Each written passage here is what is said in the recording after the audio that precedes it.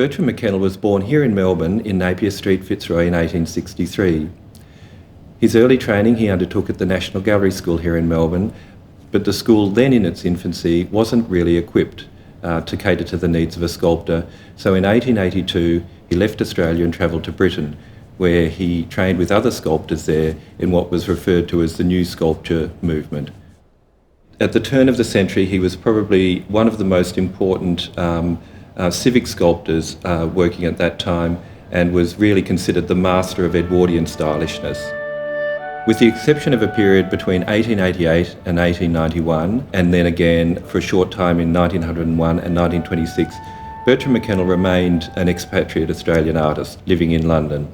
Dame Nellie Melba contributed significantly to Bertram MacKennal's success in the early stages of his career in London. She commissioned in 1900 a bust, which is now in the National Gallery of Victoria's collection.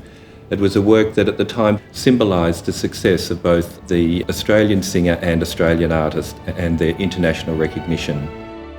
Bertram MacKennal's career brought with it a number of firsts for an Australian artist. He was the first Australian artist to be accepted into the British Royal Academy. He was the first Australian artist to be knighted. And he was also the first Australian artist to have a work acquired for the British nation. Probably my favourite piece of MacKennal's is Circe. It's such an incredibly powerful sculpture, something I can remember from my childhood. She's a sorceress, a seductress. She's just, it's the most incredibly powerful sculpture, I think.